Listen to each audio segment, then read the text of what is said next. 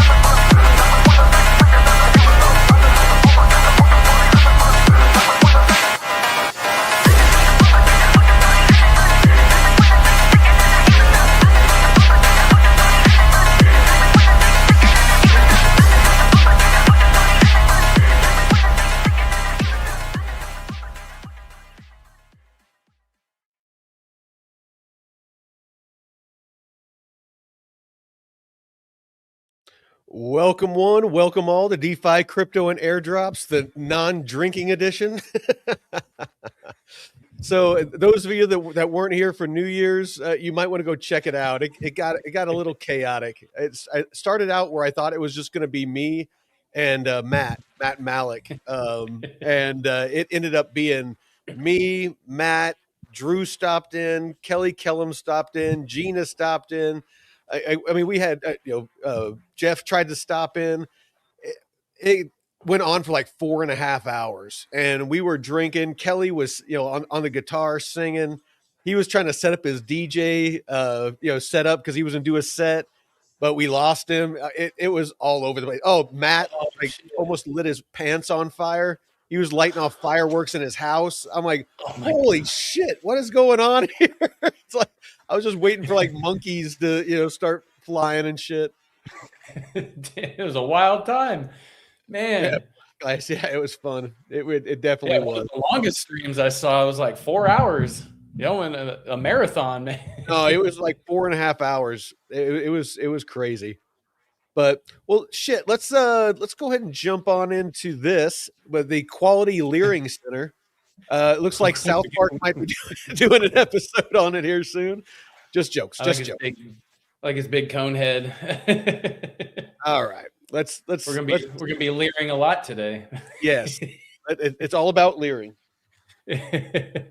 So happy Friday and welcome to the first show of 2026. Happy New Year, everybody. We hope that you all had a wonderful New Year, got to watch fireworks and hang out with family, and ready to kick this year off right with a nice little Bitcoin pump so far. But here at DeFi Crypto and Airdrops, where me and Mike go live every Tuesday and Friday, 5 p.m. Pacific, 8 p.m. Eastern.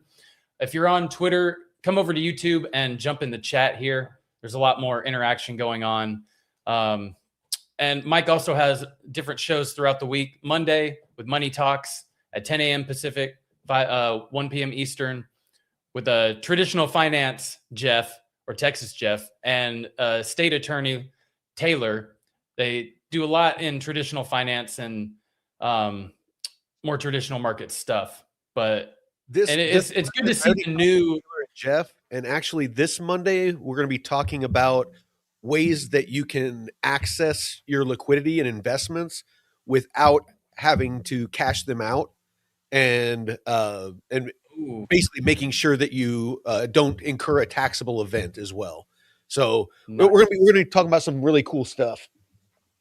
Nice. Yeah, and it's awesome to get the kind of newbie or kind of some people that are just dipping their toes into crypto, but they're still on the traditional side more. So it's kind of a nice blend.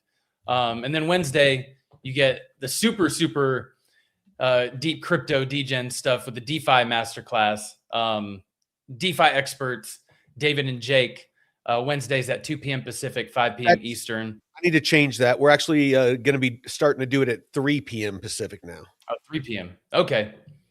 Mike's got a DeFi Academy, 12 episodes from beginner to advanced. You can check out our brother channels, Jake Call, Blockchain Basement, Discover Crypto, and David's DeFi University. Jake Call has a Metrics Finance, which is a DeFi portfolio tracker. And David from DeFi University is working together with him to implement some some of the Greeks. So more features and stuff coming. And there is a free version. We recommend you start out with the free version and see if it gives you any value. Then you can move on to the monthly or yearly subscriptions.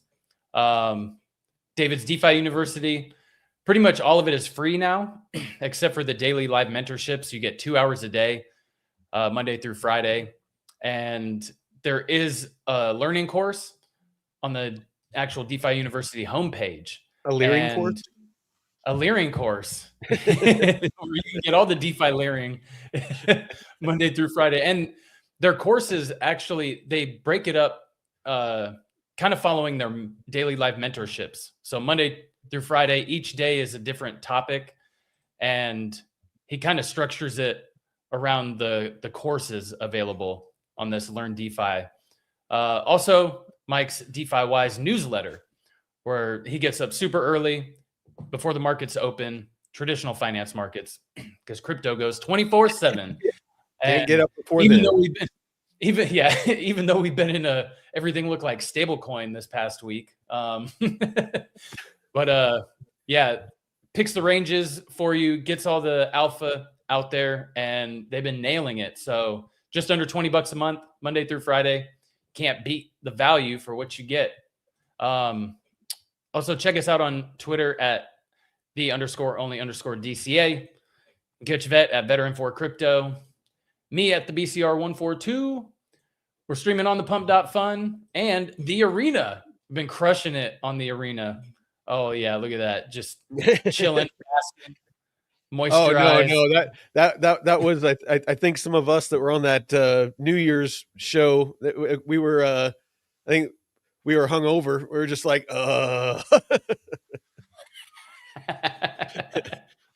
Oh man. Yeah, that was 4 hours and 40 minutes. Shit. Yep. No, we were at it for a minute. Oh yeah, I have that that video, the real currency. Sorry, we had Crypto Crank on as well. Sorry. Go ahead. Yeah, the cranks. Yeah, did you still want to play this on the Oh, go ahead, man.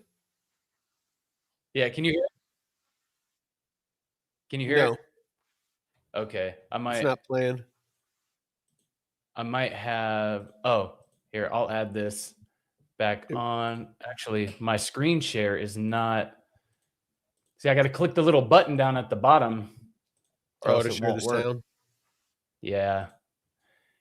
Yeah, this is pretty spot on, man. When I saw this earlier, I was. Can I get you started with some education? Yeah, how much are your college degrees? 4 years apiece. Great, I'll have business. All right. Engineering? It's an extra 2 years. I'm not doing anything else right now, so. Okay. And for you, miss? I can't decide. It'll be a year. What? I didn't order yet. 2 years. The liberal arts. You're gonna regret that. And for you? I'll have English. We're at a nice place. Get something real. English is a real degree. This is a real. Okay, how about spouses? Yeah, can I get soulmate? Yes. I don't know where that rumor got started, but we don't serve that here. I can give you love of your life. Okay, Oh, that sounds good. Can I interest you in any careers? Can I get something where I go straight to the top because I'm special? Yeah, here's our millennial menu. I'd like novelist, please. You're gonna want to hold on to those options. How much for CEO? 20 years? Woo, pricey. We do have a 15-year option, but you miss all your son's baseball games. I will have that. I will have that. I will have that. And that's so true. Like the liberal arts one, you're just like, okay, what are we gonna do? What are we gonna do with that? I don't know. We can go down that rabbit hole for a while. Just college and just the value or the not value of it. I personally, the only thing that you should go to college for is sciences, math, things like that. Doctors, lawyers, things that require it. There is way too much bullshit that they give degrees out for that really should just be OJT. it should be that you go to the job, entry level, and you learn and you work your way up and you get promoted from within. And I mean, that's the way it used to be. And that's back when there was freaking retirements at companies. You could go in there and I mean, my dad did it. You go in there and whoa, what was that? Oh, sorry. I think it was I pulled up the other stream that might have. Oh, gotcha.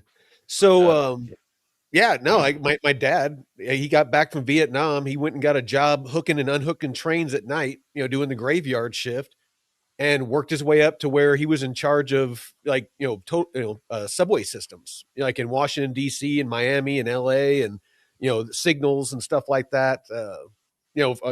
Basically we're running it all. So, Shit.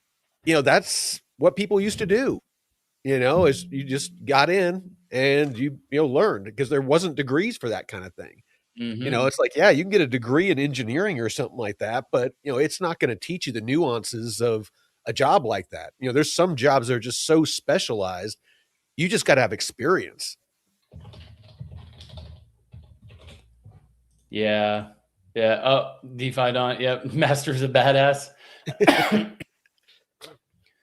Yeah. And I think, man, real world experience is so much more important. I mean, like you said, for the stems and being a doctor and shit, but like my ex she doesn't have a degree, but she has like 5 or 6 years experience as a marketing manager and dealing with businesses and customers and shit. And she's having a hard time finding a job because people want a degree. And she's like, well, I have 6 years experience in the real world. And they're like, well, you don't have a degree. Like, yeah, a proven track record like that. That's what I don't get. I mean, I can't tell you how many companies I've gone and worked for and revamped their hiring processes because of bullshit like that.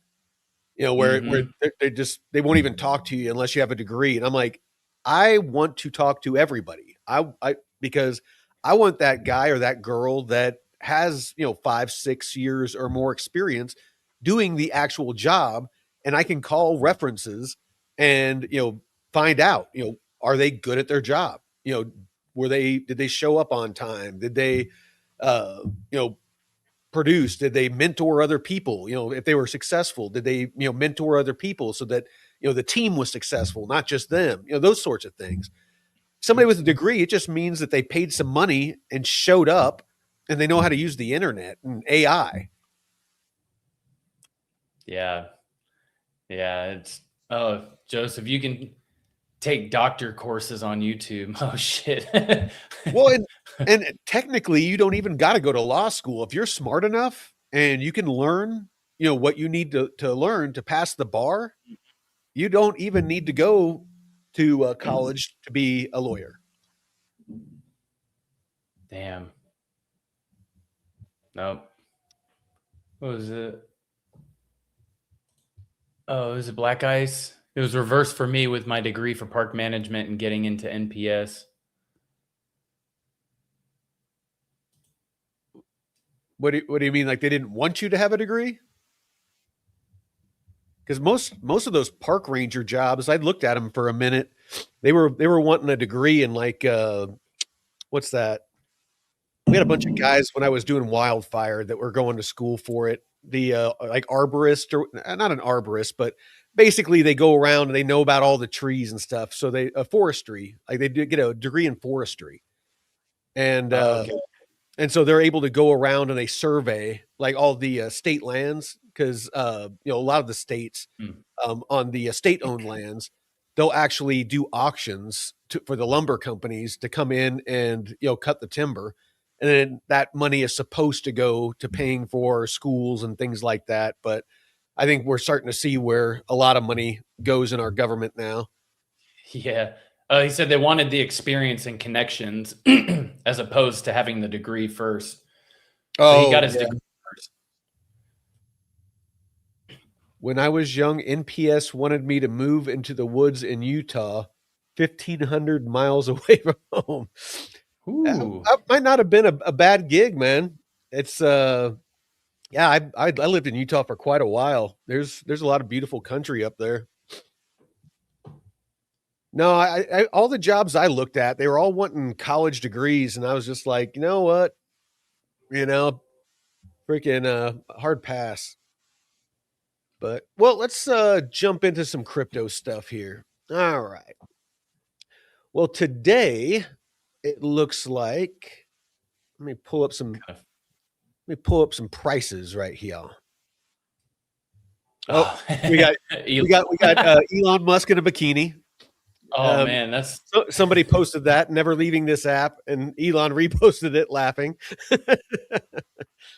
We got what they make you believe you need, and I feel this on a whole nother level. You know, what they make you believe you need, you know, all the Lambos and the mansion, and what you actually need. You know, just a nice house with a big old garden and a greenhouse.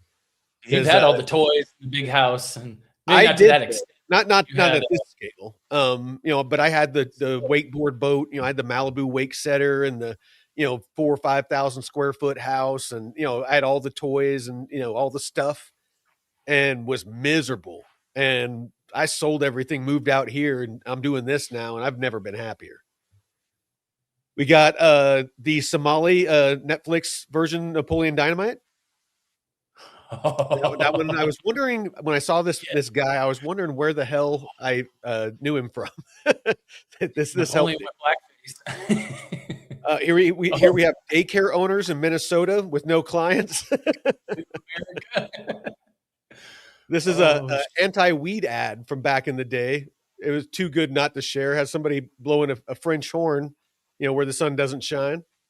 The Reefer Madness. Yeah. This one, I want to fact check this. It sounds right, but it says by the time I'm 67, over 600,000 will be paid into Social Security on my behalf. That money would have been worth 1.9 million if they had invested it themselves and gotten a 5% return. My annual interest would be $95,000 a year.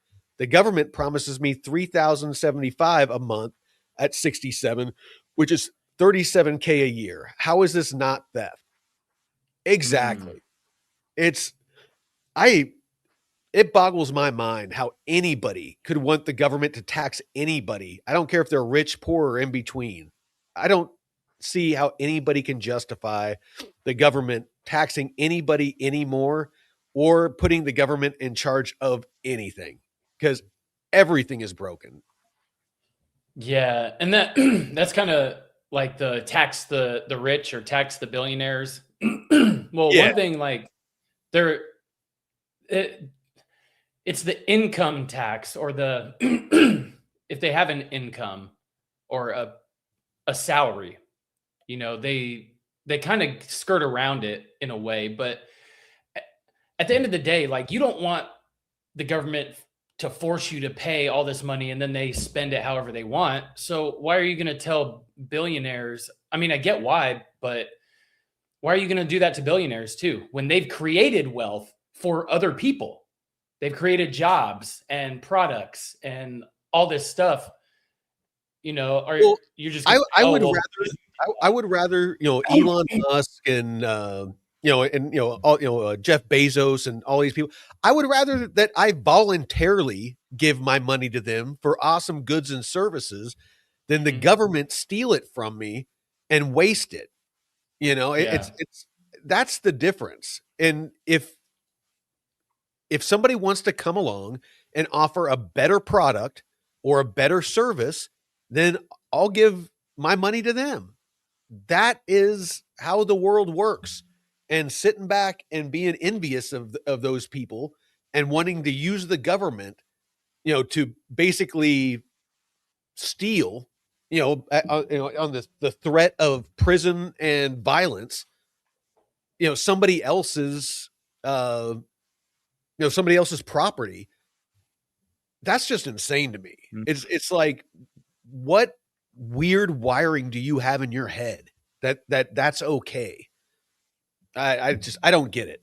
It's because, I mean, what if they had billions of dollars? A lot of people like to think, oh, well, I would give it away and I do. Okay, then now you're poor and a bunch of people that don't know how to manage their money, you gave it away and they spent it, and that money makes its way back to some other rich person or the government. And so now you're just broke with everybody else. You know, and how much of their wealth is tied to their businesses and not actual like liquid to where they can just, they have it sitting around, you know?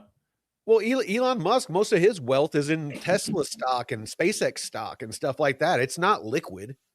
Rich people don't have cash laying around and gold bars laying around, you know, for the most part. They have it in investments, because that's what we're going to talk about on Monday. The rich people, they don't, you know, have a huge income because they would get taxed on it. They have investments that they never cash out that, you know, compound yield and, you know, do things like that, to where they can take loans out against it, because debt you don't pay taxes on. So they can actually access that liquidity without selling that asset, or, you know, getting rid of that exposure, you know, breaking the machine that's making them money. They can access that liquidity, live off of it, invest in other things, you know, do whatever, you know, fund their lifestyle, but it's a debt. So they don't get an instant hit of, you know, 15, 20, whatever percent of their, of, you know, of that, you know, that those returns on that investment. So that's the difference between a big difference between if they're not born into it, obviously, but people that get rich, like Elon Musk, that's how people get rich, is they have great ideas, you know, they innovate, they build things, and then as they make money, they understand, or they learn, or get mentored from somebody that's wealthy, how to stay wealthy. You know, that's why you see people that win the lottery and shit like that, they're broke after a couple of years, because they go out and buy all the stuff, but they don't understand what goes on behind it. Yep. And great accountants. Yes. DeFi. Yes, great accountants. Oh, I'm sure that they got some gold bars, but, you know, I think a lot of people just think that they have like these massive vaults full of cash and, you know, jewels and shit, when, you know, in all actuality, they don't. I thought this was pretty cool. This is pretty much what I looked like as a kid. Got the bandana on with no shirt, you know, riding my BMX bike around. Lead paint, wooden spoon, no bike helmet, no seatbelt, no car seat, riding in the bed of a pickup, and then drinking water out of the garden hose, because we weren't allowed in the house until the street lights came on. Out of the spigot. Yeah. All right. Well, let's get into some crypto stuff. Enough dinking around. So this I found interesting. It said, new year, Bonk is fully circulating, and this is a meme coin. And then this made my ears perk up. It said, revenue coming in.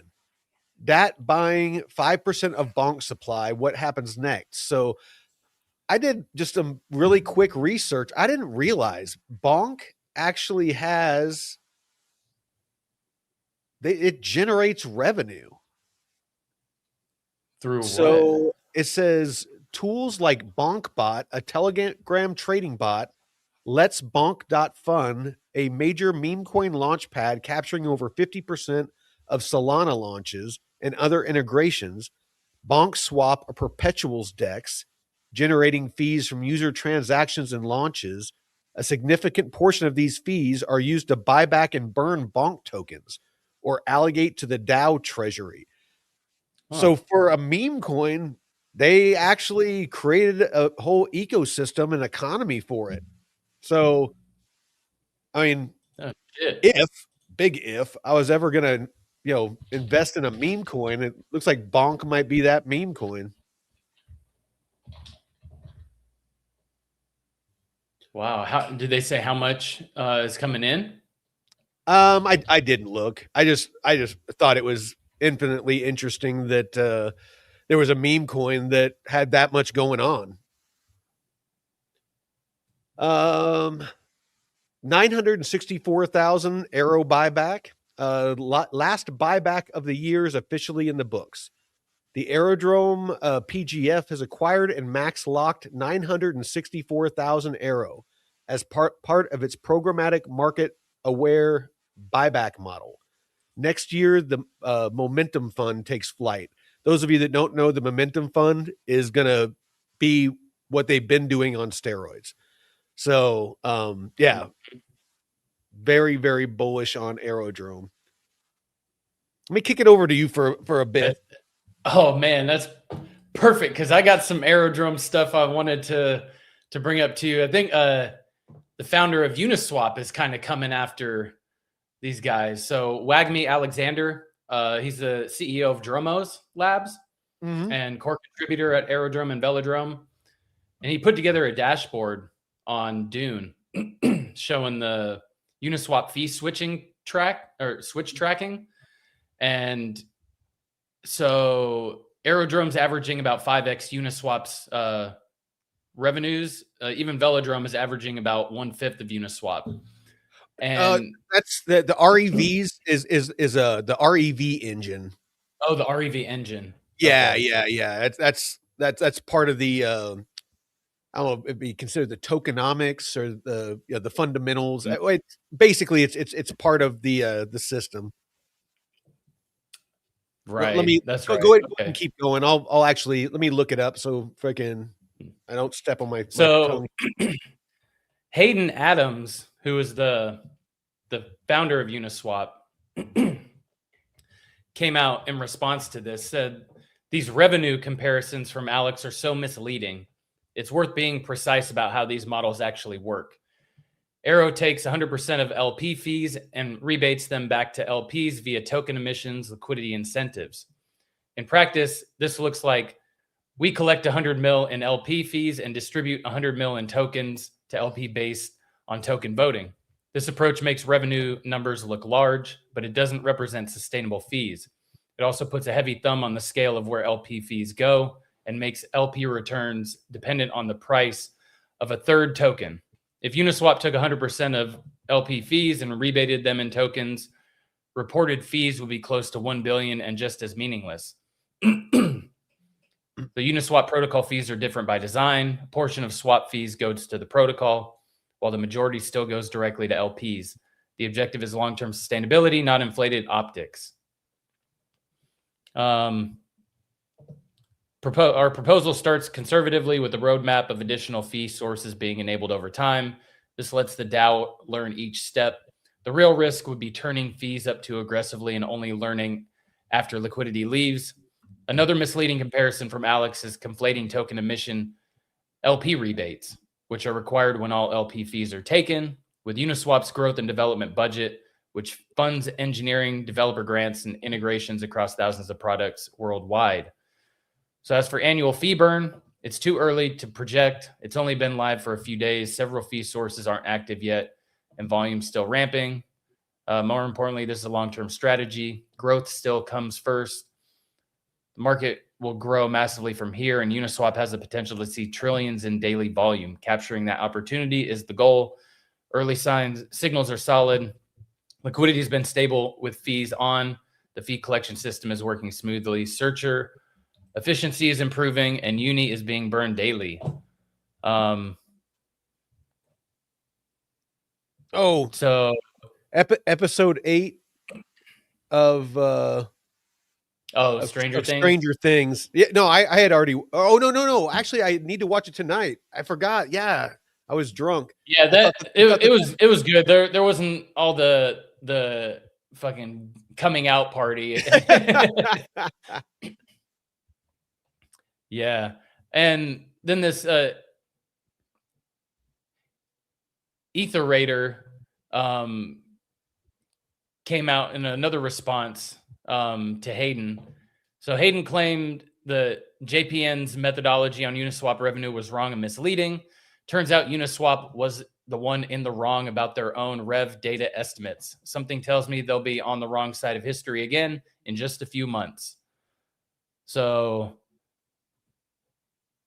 yeah, JPN Meme Lord. He's a Dune Wizard and Superchain fan. So it's now been 4 days. Other sources have supported my original estimates.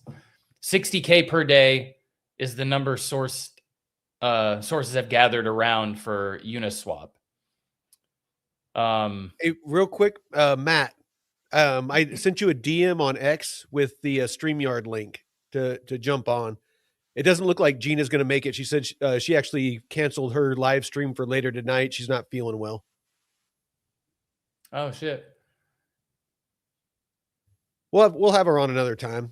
She's just getting started streaming, so want to make sure that old Twice Slice gets some exposure. Yeah. Help spread the support other creators and stuff, man. It's tough out here, especially in the doldrums of the bear market. Oh, okay. Matt found the link. So yeah, what do you think about the whole Uniswap? I know we were talking about what was it, Aave last time? Kind of taking jabs at, was it Aave that was taking jabs at Morpho? Yeah. Yeah. I mean, you're gonna be seeing this, and I mean, if this is true,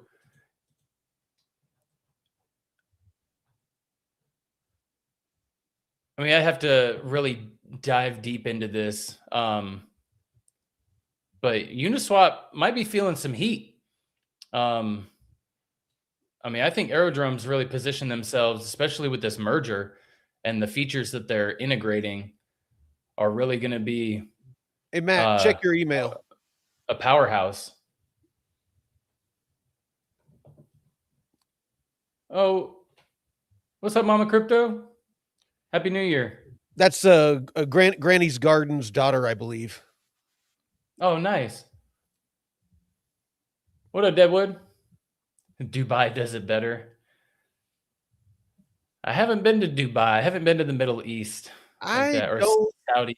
really have a desire to go back to any of those places. No. I'm kind of over traveling. Hey, what's up, Matt? What up? Do not be surprised. So what were you saying in the chat?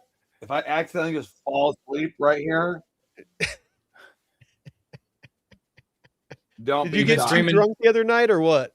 You know, I actually New Year, that night when we all disbanded, I actually slept pretty well. But last night, my fiance, I just found out, lost her phone. So not hearing from her at all for like 36 hours has only happened twice before, and it was a very bad things. So I was like just unable to sleep last night. Yeah. Because I was just going through all the possible scenarios of like, do I need to get like people involved yet? Or how long do I wait? You know, because I didn't want to. I prefer to just not deal with that, right? And thank God she just literally lost her phone for like 48 hours.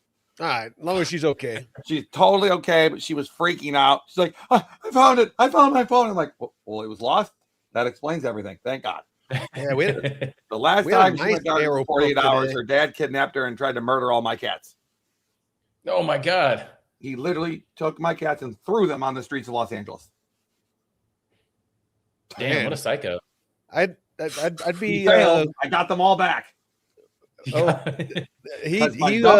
somehow my dumb cat, the one that's just mentally challenged, found a woman in a window who had a dog that was 150 pounds, and he refused to leave until she came out to get him. And I get a random text while I'm in Detroit from a woman in Los Angeles. I'm thinking whoever it was, if somebody came and did that to my cat, they wouldn't be long for this world. Mike, you're like Liam Neeson. I sent the DEA and the FBI to his house. Literally had him surrounded by local law. His worst nightmare was what I put to him. And then Vienna just snuck out the back door and got in an Uber. Nice. Because Jesus. I knew he had too many firearms on premises to like ask my friends to go onto the property, right? But they would have if I asked them to, but that was just not a scenario I wanted to play out. So they literally were like, hey, just a better idea is we just a scare tactic. Oh. So send the professionals. So what were you saying in the chat? I wasn't understanding you. You were saying Okay, that so you said, the next, "Yo, whatever bro, the just next, send the time- details of next your time next we're gonna stream, go. and I'm going to have the arena make an announcement or Yeah, like forward." if you put out a post that your show's tomorrow or whatever it is, I'll have the arena either quote post it with a "We're excited to have DeFi crypto and airdrop on the arena," Okay. or they'll just tell everybody that you guys are on the arena, however it is, but with something to link them to, so they know to come to the next show. Well, all of our show times are on our YouTube channel. Okay, if you so go here's the thing: me and YouTube have not come fully into unison. Well, I'll email you or No, I can figure it out. You just needed to tell me that, I'll just email it to you. Okay, perfect. I'm realizing now that people have one platform that they're very good at, and then there's me that's not good at really any of them except the arena. But that's like, it's niche. But I'm trying my hardest to figure out YouTube and TikTok. But I think after what you said, I don't think I'm going to do it, no matter how much value there is. It's It's just too much for me. There's too many platforms. I'm trying to dial in just a handful of them and just stick with those. I am convinced that YouTube, the arena, and X, right, are the dominant crypto places. And if you have those three, you've got the big boys, you've got, you got X, which is great. You got YouTube for mass adoption, and then you've got the arena for your the core constituency and the very direct access to income and to potential higher earning rates. So I like where I can say whatever the hell I want and you have full outrageous freedom of speech. And that's what I'm about. I don't want to support any platform that's going to censor what I want to say. Yeah. How long's the arena been around? Okay, so loaded question, because the arena was a $10 million rug. So it launched on Avalanche, was very, very, it was friend tech in the arena, right? They had about $8 to $9 million of locked liquidity, and the original founders, over one of the most ridiculous reasons ever, lost his mind. He was Austrian or German, and somebody accused him of being a Nazi because of at that time it was called Stars Arena, but it was like SS. So they're like, dude, you're German and you run a company called SS. And he took it very seriously, literally. And he kind of spiraled out. And it's crazy because you can go onto the arena and see all of this, in the chat history, right? If you really know how to search it.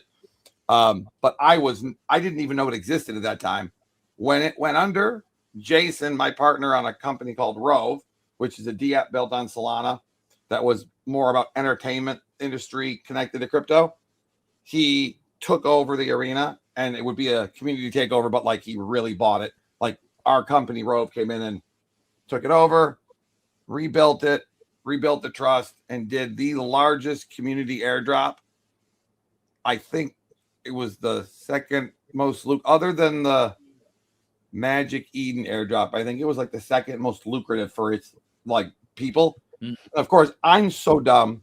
You're talking Jeff's language now. Yeah, I'm so okay. Are you the airdrop person? Yeah. I am no longer upset about it, but there was a moment in time where I couldn't even log on to my arena account because how angry I was to see the size of the airdrops. That I missed it by 2 months because there was this date that determined whether you were or were not an OG. Oh, shit. And I was trying to log in, but I'm a boomer now. I was a boomer then with crypto. I was like a baby. I could not get my X account, which was the only way to sign in then. Since about a week and a half ago, you can now sign in with pretty much everything. Google, TikTok, email, if you want to use a random email, and one other, an Instagram, right? Mm-hmm. Now it's open to everybody. It's not X exclusive. I had Liam Neeson agreeing to come on the arena, but he literally had to tell me no because his agents would not let him start an X account. Oh, They would not. It wasn't that they wouldn't let him. He would have done it. But the trouble that both of us would have had to dealing with his reps, because I have a good relationship with his reps. I don't want to neither of us wanted the headache. So I'm like, dude, one day there will be a time when I can tell you that we can just do this without X. And then Jason said in about 2 weeks, the app will drop on iOS and Android. Oh, nice. There won't be another airdrop the likes of the first one, because the deflationary pressure did become problematic during the bear, but the token has held up pretty well considering it's paired with AVAX, right, which has been hammered, and a lot of people on the arena were leverage traders. I didn't know this because how would you know? Because it's not really until recently. There was really. It was I assumed I assumed people on the arena were anti-leverage trading. It's actually not true. And 1010 wiped a lot of them out and forced them to liquidate their positions, their airdrops, which they had not touched. So you get all these people that had these 100,000.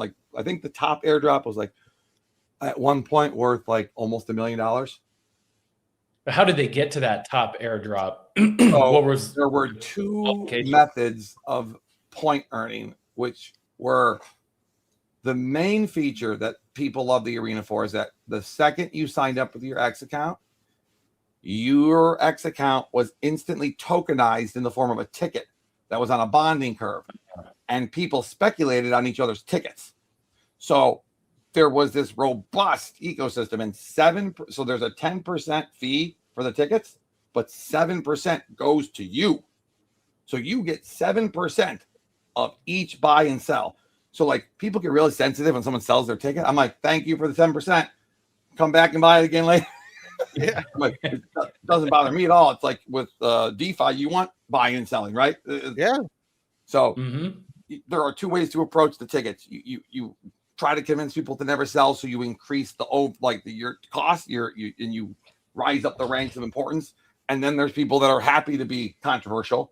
But what the tickets allow you to do in DeFi Veteran, this is what you're going to do. You can go a step even further than the full free speech protections of the arena. You can ticket gate a specific conversation. You can literally say, oh, I want to talk about something that's really sensitive, and you have to be a holder of my ticket, and that's $25 right now, right? So it's a barrier to entry to anybody that would be problematic or a loser. And I found it to be very, very useful. I think I got my ticket price up to $100 total once, which was when AVAX was at 20. I had a 5 AVAX ticket price. But that's because a famous influencer bought 20 of them without me knowing, and then dumped them at the absolute top, and then posted about how much he made off my tickets. And I was like, hey, thanks for the fees, bro. Yeah. But I was so totally ignorant to what was going on still that I didn't even notice it happened. So I didn't I didn't buy his ticket, even one of them. So he got mad because he bought 10 of mine. So, I now fully understand the arena, because the moment they went multi-chain, the moment Jason released, this is one of the 2 or 3 truly multi-chain apps. There is not one thing that you cannot put in or put out to use, from BNB to ETH, on Base, ARB, or what the hell the other one is, and Solana. So you can't find that anywhere where you have Sol integrated, which is on the Rust protocol, right? And you can bridge from all of them to each other right in the app without having to leave. So when you sign up, you get your wallet that's automatically attached to you. So if you're a veteran like people here, you realize that you've got a wallet set up, and you'll probably have money in it instantly, because there are literal ticket bots that they try to, if your account has a certain number of Twitter followers, they just automatically try to snipe your tickets. So that has not been big the last couple of weeks, because people have been just not doing anything until today. People been doing nothing. His shit in crypto has been flat and dead. We'll be Yes. going over it here in a second. And you guys know who Kaleo is, right? Crypto Kaleo. Do you know who he is? I've heard you talk about him, but honestly, I have no idea. Dude, I don't know who anybody is either. Okay, like I didn't know what the letters KOL stood for 3 months ago. I didn't know. So like, I just learned today. No, I can't even. Embarrassing. So embarrassing what I just learned today. There are certain phrases and that you guys use in crypto that even Drew like makes fun of, but he knows what they are, right? Even though he's an adult. I like look at the words and I'm like, wait, what? And Drew's like, you don't know what that means, do you? I'm like, no, that's not true. I am going to ask Grok right now. Okay. Yeah, exactly. I'm going to find out. I'm going to ask Grok. Key opinion leader. So when I found out what that was, I'm like, so it's an influencer with a gayer name. Mm-hmm. What do we need that for? And of course, I then go and sign a KOL contract for the first time like 6 weeks ago to farm an airdrop. Which airdrop? I am doing VDEX, the decentralized exchange. Okay, yeah. I Drew and I'm at 260 right now on the leaderboard. What did you say? I'm at 260 on the leaderboard. I started like 2 months late. So, dude, I was like, I've been on for 6 weeks. Okay, I'm number 9. And I am so frustrated. I have no idea how I can get to 8 or 7. It seems insurmountable. Oh, shit. Yeah, that's pretty. You and Drew have been at it. Yeah, I will say it's the best experience I've had in crypto simply because the relationship with the people involved. They have literally taken our advice on every point. They have never ignored either a comment, a bug fix, or an issue with something going wrong. They're the first group of people in crypto that were, in my view, like truly open to like wanting the best product, not caring about who did it or who brought it in. And so that just made me motivated to work for them because I was like, dude, these guys have some, integrity and they clearly want to make a good product. And I've been in their Discord and have recommended some stuff, and they've been quick to reply back. And they are pretty quick, even in what we call the retail Discord, right? If you ever see something though that you really think needs attention, I will like put it in our little private chat that goes right to the devs, because we've just got too much volume running through it to have problems. And I am now committed to seeing that it becomes the best product it can be. Yeah. We'll I have to link up today. later. I have some stuff that I'd like to see. Yeah, dude, literally, just tell me. I'll write them down. Well, we got about 15 minutes left. Let's touch a couple little crypto topics here. Please, I have one I want to ask you about too. Well, there's one thing that I want to touch on is that everybody knows that markets have been in the shitter. Yep. We had, massive pullbacks, all the way to the end of the year. And, a lot of people are really, really, down on their investments in altcoins.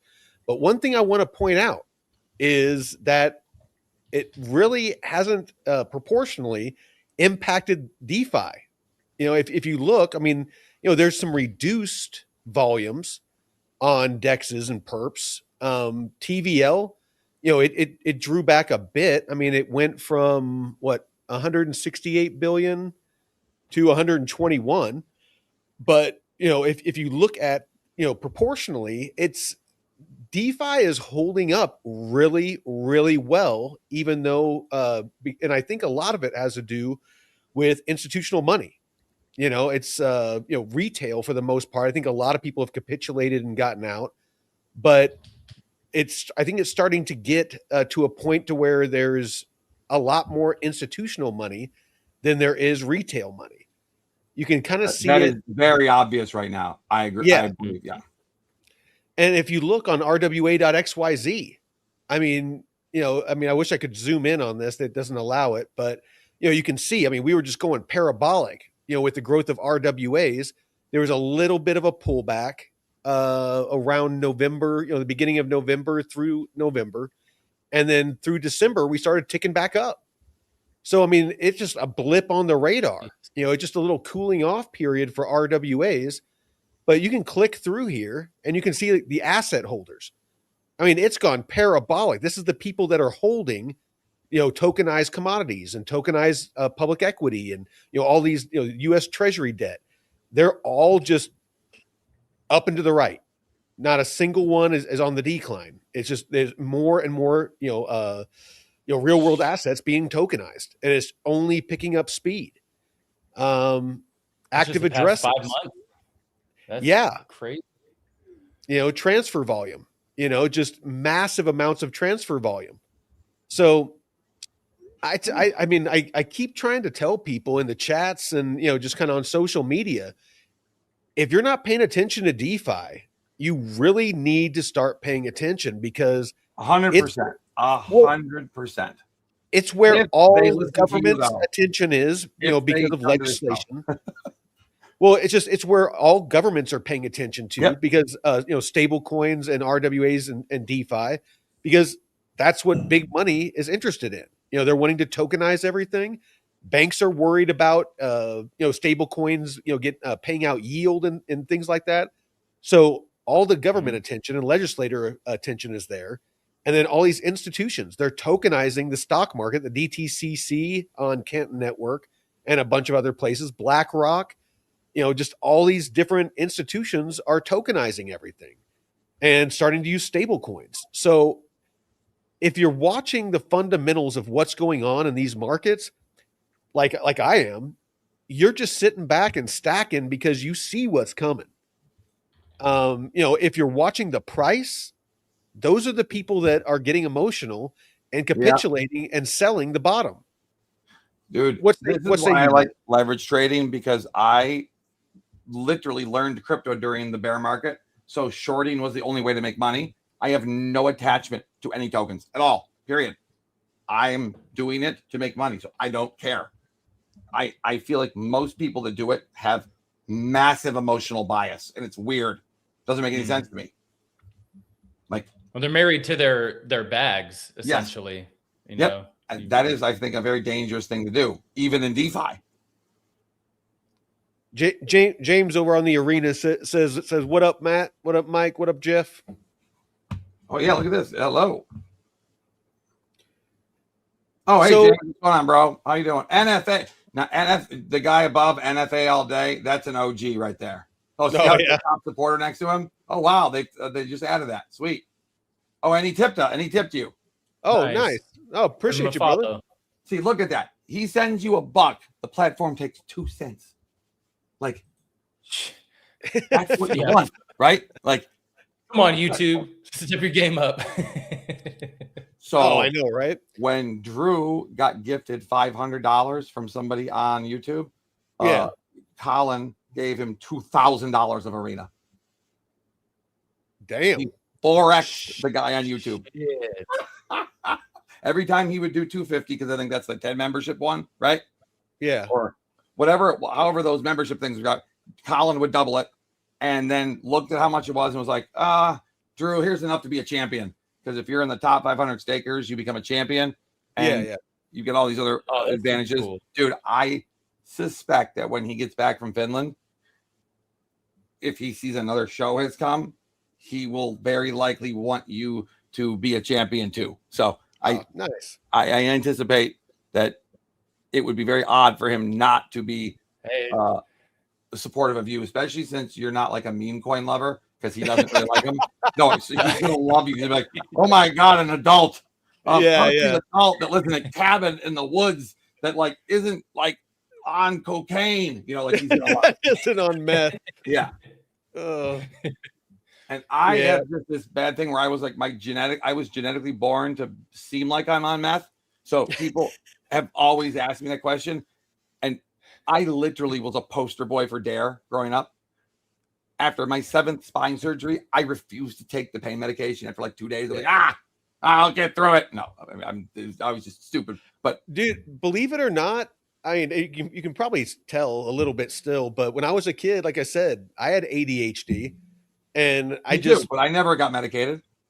I just learned, through the military and, discipline and focus and just kind of, retrained my brain and figured out how my brain works.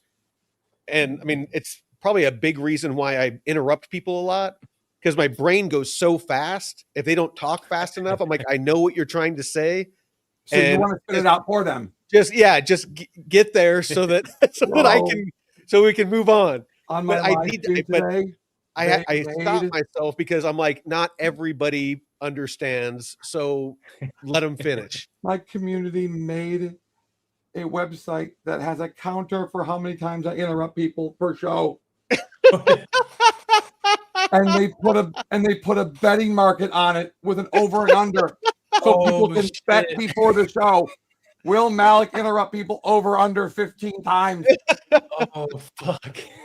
And they did a timer for how long I would be gone. When I say I'll be back in 2 minutes, they can just touch the timer. I don't have to do it. And then they can bet on whether I'm going to make it on less or more than 2 minutes or 5 minutes. And this was all done in a 30-minute interval where I left.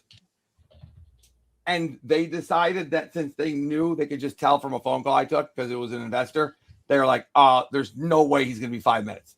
Hey, well, what can we do to mess with them? They vibe coded an entire website based on my meme coin, which they dropped and bonded while I was in the bathroom, literally. Happy New Year, that guy. So I have a token called the Wear Malik, where it's me in a Waldo suit. But Black Guy says that's community love right there. Yeah. Oh, dude, I was so overwhelmed. I was like, what can I do for you all? What? This is crazy. But when I saw that they put the interruption counter on the very top of the website, I was like, damn you. Well, you gotta laugh. I mean, that's good. But You gotta laugh. Between the interruption count, and then they made me a duck race veteran. Oh, is that the duck race that They you created a duck race that we own inside the website. Oh shit. Yes. I was like, okay, guys, how the hell did you do this in 42 minutes? Dude, yeah, look at that. Oh, I have a bunch of ducks, man. You love ducks? It's a thing with my friend group. Yeah, we got ducks. Yeah, I'm just still on a high. You're the one that left the duck up here, the little rubber duck. Yeah. Oh my gosh, yes. There's a little bricks duck right there, and I got ducks. Look at that little duck. No, Jeff came up here to the cabin with my brother for a weekend, and when they left, there was this little green duck, and I was like, "What the hell?" And I was like, "Oh, Jeff." Yep. Yeah, I give them out at music festivals and shit, so it's like a thing. Let's see. You give away ducks? Yeah. Yeah, because in the rave scene, it's like ducks are a big thing, and okay, I'll give out little miniature ducks to people. I bought a bunch of gold ducks, and people were like, anything to do why my fiance, who might have been in the rave scene when we met, named one of our cats Ducky. I think I'm putting maybe it could be. I'm putting a few things together here, and I'm realizing that it wasn't all that she quacked like a duck. This is all making so much sense. Oh, dude, yeah. Did you hear about this? Supposedly breaking news: U.S. drops the hammer. No more American taxpayer money for any country that votes against the U.S. at the UN, screams death to America, or funds anti-American groups. You're cut off. Full stop. Oh, nice. I mean, shouldn't it be that way? Yeah. Hell yeah! And like, why the hell is the American taxpayer paying to import people, and then we're paying for their welfare, but we're paying to import people who have no skills. The exact opposite of my grandma and grandpa, who came here legally from Iraq, who had to have people prove that they were going to have income, who had that instantly started a business the day they were here, never got a government handout, not $1. My if you ask my grandmother what she thought about people. Dude, it was like a scarlet letter. It was a badge of shame. That's for public assistance back in the day. Only if you were a single mother in a crisis situation. That's literally my grandma's like, I could understand that, right? But if you were not in that situation, She's like, no, if we could do it, anybody could. They spoke no English. They got dropped here because it was a politically dangerous situation with Saddam. My grandmother actually like talked back to Saddam accidentally before it was like right before he took over, right before he killed the guy that killed the king, because people forget there was a dude in the middle. Oh yeah. And my father watched when he was like 12 years old, King Faisal, who was like this 19-year-old kid that drove Ferraris around and that everybody loved. They drug his body through the street for hours on the back of a military truck. And my dad said he saw it come by like 3 times. And if you were not standing outside your house, it would be perceived as an act of like, you don't support the government. Yeah. So they had no choice but to be out there. And my dad's like, oh, you don't, when you're that age, you don't know what's normal, what's not, right? Yeah. And generally, Saddam would not mess with the Christians because they ran the government mid-level, almost all of it, because they're educated. Yeah. And so my grandmother actually had some level of prominence, ran a school that all the prominent people went to. But Saddam just showed up one day and was like, so thank you for all your hard work. We're going to take the keys to the school and, we're not going to do any more Catholic schools. Yeah. And my grandma was like, what? I mean, it's been in the family for like 70 years. Like, she's like, no, you're not taking our keys because private property is a big deal there. My grandpa just smacked her in public, which, by the way, he had to. If he didn't, he probably would have gotten shot. My grandmother did figure it out. She literally did figure it out. But because he wasn't the president, he wasn't in charge, and it wasn't like there was an announcement made, hey, this is the dude you got to be scared of, right? My grandpa knew, though. Like, he knew that this was the guy that was going to end up being the dude. And he did. If he wouldn't have done that, she might not be here. But I might not be here.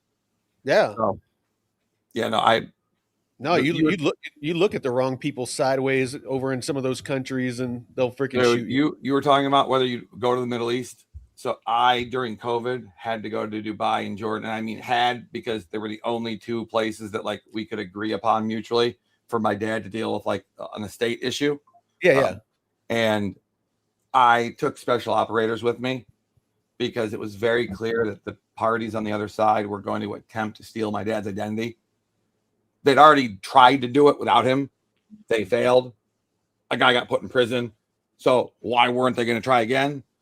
The buyer who was trying to buy our property ISIS had already blackmailed $3 million out of the building just to not harm people. Oh yeah, dude. Like for protection. So it was more like, hey, we think this should be our you're going to pay us for protection from us. You're going to pay us to go away if you want to be able to sell the building. So this poor buyer, who's like the only good dude there, who's this just Muslim guy in Iraq who has to bury his money in the sand, which is the craziest thing I've ever heard. Thought he was lying until he like showed me pictures. I was like, bro, how do you keep track of it? He goes, sometimes, dude, I still remember my first deployment with where everybody was freaking buying Iraqi dinars because supposedly once the government was reestablished that because they were in the toilet, the value was in the toilet, and so like, oh yeah, if you got millions of dollars for Iraqi dinar and they go back up to where they were at before, then you're going to be rich. And the Iraqis were just loving it. They were just literally worth less than a penny. It's hilarious. Freaking Iraqi dinars for US dollars and freaking laughing their ass off. Oh, they had a scheme, man. They were like, yeah, just keep buying. Here, I got a whole stack. My grandpa actually went back to Iraq to work because the government, Saddam lost so many of his middle management people, right? That he did this like program where he offered bonkers money and incentives for people to come back with guarantees of safety. And it was also like, come back or we're going to hurt your family. It was like one of those like weird. So my grandma and grandpa went back and they did pay very well. And, they're safe and everything. But the second the Gulf War happened, let's say $1 million that maybe my grandfather had earned was reduced to less than the value of $1,000 in less than 4 days. So they were barely able to buy bread with what we would have considered a full nest egg in that year, right? In less than 4 days. The denarii was never coming back. Like, it was done, and everybody knew it. Shit. That was smart there. So Oh. James over on the arena says, everyone follow the streamers, the King Tipper and top 10 supporters. What's that? So okay, here we'll demonstrate. I'll tip you right now. Hold on a second here. Okay, so I have a feeling this has to do with the tokenomics or the economy of arena or something. Yeah. So okay. So now let's see what happens. I'm your King Tipper right now. See how it says $9.8. Okay. At right above the chat. So the total for this creator. So you've received $15.8. Now see next to the chat, there's a thing that says supporters. I don't see that. Okay, in the chat bar, at the very top. Oh yeah. I see that. Yeah. Okay, so you hit supporters. So you've had 3 people. These are your top supporters. Okay. What will happen is over time, this is a overtime additional supporters, right? Okay. But they also keep track of who has supported you on this stream right now. Oh, and gotcha. If you want to tip your community, and you don't want to tip like 200 people because you think there could be a bunch of like tip junkies, right? They're just here to like. I got rid of those people. The zombies. Yeah, I did a game where I only tipped the top 10 tippers. So people would jump into the stream and then all be fighting with each other to get in the top 10. And now I tried always to tip out more than what they tipped in, but sometimes it just didn't. But it was like a game, like where people got like, I got to get into the top 10. All right. But using the top 10 is a good way to show love. If you have a stream where you are getting a bunch of people supporting you, right? Then you send them something. Oh, nice. That's the value of it. But you only want to use that feature if you have a very active chat with tipping. Hell yeah. Appreciate you, Dirk. Oh, Dirk's in the house. Yep. Oh, baby, look at that. He's telling NFA all day, I'm number 2 now. Oh, this is huge. So we now also know that meme coins count towards the total. In the past V1, which just got upgraded, meme coin tipping, even in the thousands of dollars, did not get counted. Huh. It would count towards your total, but not towards any of the other ones. But they fixed it. So that's exciting. Well, yeah, I'm convinced the first time we get one of your when you get like 100 to 200 people in here, right? Yeah, you're gonna have a robust group. Well, dude, we freaking on New Year's Eve was top 2 stream I've ever done, no doubt. That was insane, dude. Like, man, how could we have had more fun than that? Dude, you were like lighting your pants on fire with fireworks. Freaking, I was drunk as hell. Kelly was like freaking going to town on the guitar. Gina, I think she showed us his butt crack. Then she showed us his butt crack. She was just shaking her head, and then Crypto Crank, like he just kept on talking about charts and talking about all of his calls and stuff like that. Crypto Crank was most definitely on one. Yeah, probably was cranked up. But if someone told me on his New Year's Eve he dabbled in anything else, I would not be surprised. It wouldn't alarm me. I'd be okay. That doesn't shock me, bro. No judgment. No judgment, dude. He looks like he's like half my age, for God's sakes. And I mean, I feel like I think he's a few years younger than me. How old are you? 32? I'm 38. Oh, you're 38. Veteran, yeah. You're old. You're younger than me, right? I'm working on 52. This year I turned 52. Oh, I'm a 47. Okay, I'm 40. All right, so I'm not the. Okay, I'm the old bastard. Dude, you're the grandpa now. Yeah. Yep. Yeah, Drew's like a year younger than me. Yeah, Drew. I think we're like a year apart. You guys are millennials. We're Gen X. Like, yeah. Period. And then Gen Z people are the people that are the trolls and all the, they it's just so easy for me to distinguish. I know who's a millennial and who's a Gen Z. Almost, you just have to do 2 or 3 posts. I can tell somebody's age whenever I fuck with them and I troll them, how they respond. Boom. I can tell how old somebody is by how they respond, because if they give it back and they're laughing too, they're usually Gen X. The more sensitive they are and the harder they take it, the younger they are. Yeah. Oh yeah, and even my younger friends, it'll take days or weeks for them to reply to something I send them. I'm like, dude, what are you guys doing? Well, shit. Well, we can probably wrap this up. I know that you weren't wanting to be on too long, Matt. And No, dude. Whenever I get on with you guys, I get excited because you guys are very fun. Oh yeah, no, it's and you're always welcome to jump on with us, man. Yeah, Tuesdays and Fridays is when we do the crypto and chill. You'll have 5 minutes. I just figured out how to do the transfer. I was having major tech issues. Okay. Not watching football. I'm doing something where I'm on a live stream for 5 minutes with other dudes that are dudes. I love you. I will. I love you too, man. Send it right. You'll have everything in 5 minutes. Bye. Take your pants off for me, big boy. Yes, 100%. Well, anything other than land. All right. Bye. All right. Sorry, that was my. Oh, all good, man. There was one thing I was supposed to do before I did anything like this, and I of course went all ADHD and forgot. Oh, that's all good. So basically, my closing thoughts is really just hang in there.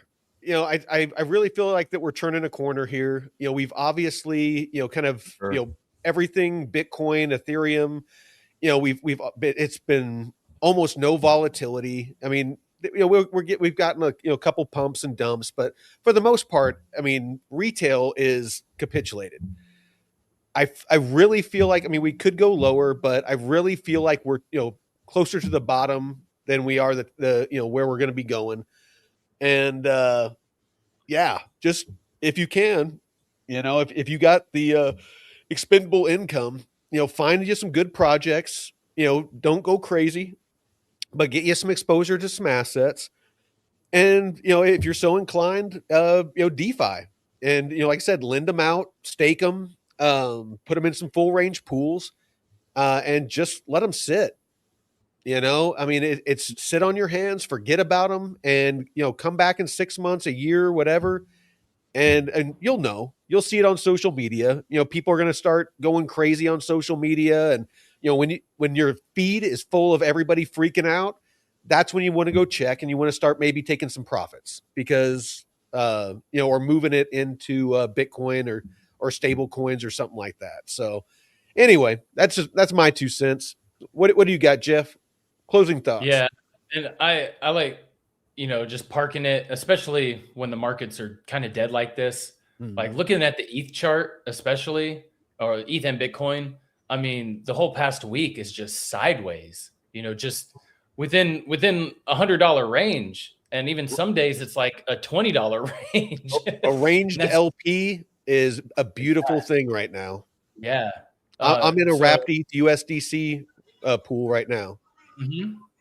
The 100-something APY. I have to take this phone call. I love you guys, but I this is a work. How about it? No, all good, brother. Have a good night, brother. Have a good night, man. Thank you. Yeah. So the most narrow range on holidays and stuff like this. Looking at low volume times like during the holidays. You can pick a tighter range and just squeeze as much juice out of that as possible because it's not going to go anywhere. And, forming strategies like that.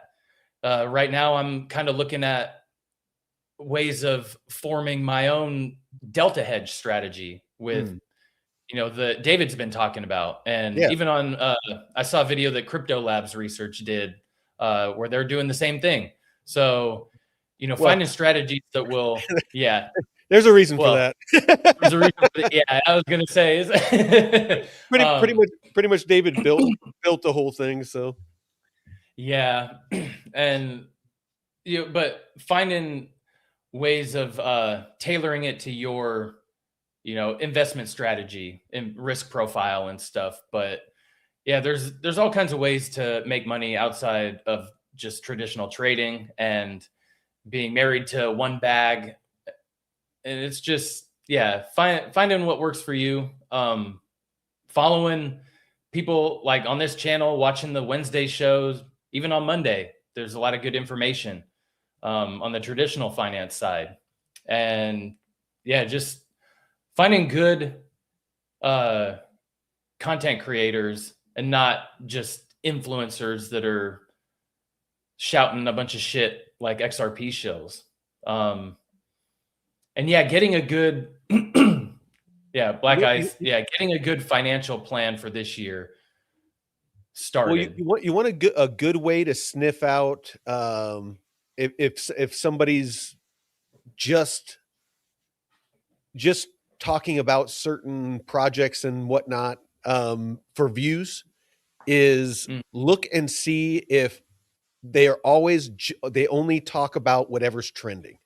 So if XRP's pumping and they're talking about XRP and then Canton starts moving and all of a sudden they're talking about Canton and then, something else, Aerodrome starts pumping. So they start talking about Aerodrome. Those are people that are farming engagement. If like people like us, and this isn't, a self-promotion, but we're always talking about Aero. If it's pumping or dumping, if, Canton, we were talking about it before anybody even knew what it was.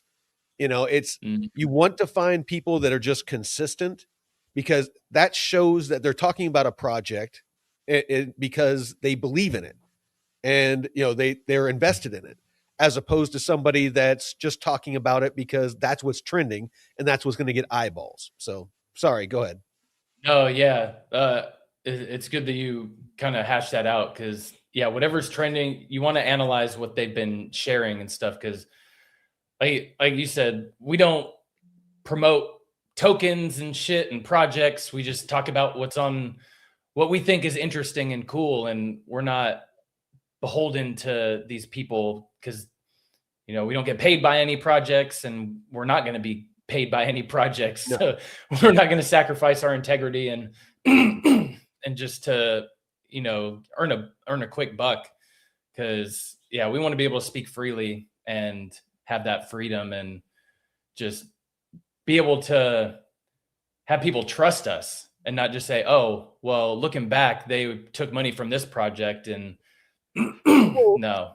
Because I mean, if we were getting paid, like say that Ethereum came and paid us to talk about Ethereum, you don't know if what we're saying is because they paid us or because, that's what we actually think. If we're not getting paid by them, that what we're saying is what we actually think. And if we're invested in it, we're putting our money where our mouth is. That, we got, money in that project. It's not necessarily that we're, people like to think that means you're shilling, you're shilling your bags. It's like, no, I'm just educating you on the projects that I believe in enough to invest in. Now, if I'm shilling you something that's valueless, like if we created our own token, and there's no utility, there's no nothing. There's just, basically we want you to buy it so that we can profit. That's shilling. Talking about a project you believe in and you're invested in and it has utility like Canton Network, like Aerodrome, like, Ethereum and Bitcoin, things like that. That's not shilling. That's educating people on investing, on crypto, on DeFi. So there's a difference. I just want people to understand that. Yeah.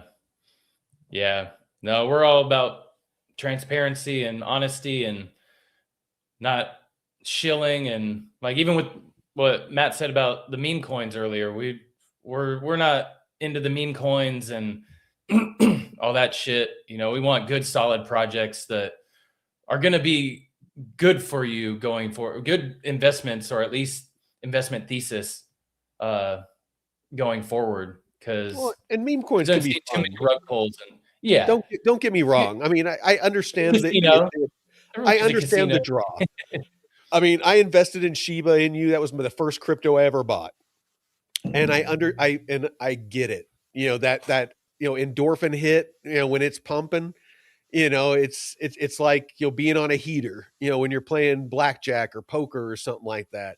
You start getting those endorphin hits, and it's exciting. And then you add to that the community, like Pepe and Doge and all these different communities where you have a bunch of people that you get to know, and you're all talking about the the meme coin, and I get it. I mean, it's just not me. That's has no appeal to me. I've got enough adrenaline hits and endorphin hits. Getting a little baby nug like that, it doesn't even move my needle. I'm used to freaking jumping out of planes and stuff. My adrenal glands are broken, so it's like it doesn't excite me. So anyway, not enough thrills. I always end up on the other copy of the stream by myself at first. Oh, yeah. I've been kind of wondering if we should stop streaming to the old channel, just because I think a lot of people end up over there. Yeah, and then they're like, "Oh wait, there's nobody over here." Just hey, whenever you go to the stream, just make sure that you check and make sure it's the one, the channel that has like the almost 50,000 subscribers. The other one, I think it has like, just under 1,000. That's the old bullshit and bourbon channel, back when, we were just drinking whiskey, smoking cigars and talking shit. So, yeah, we've kind of rebranded since then. We done come a long way, but the spirit of booze and smoke are still here. Yeah. All right. Well, let's go ahead and kick this off. But I appreciate y'all. Again, over on Arena, we got Dirk and James, a bunch of people over there. NFA, appreciate all of you, supporting us like that. Tipping and buying tickets and all that. I'm gonna have to figure out what all this stuff means, but definitely appreciate you. We got about 30 people over there watching, and then we got about a little over 100 people watching over here on YouTube. So appreciate y'all. Till next time. Veteran Crypto out. Peace.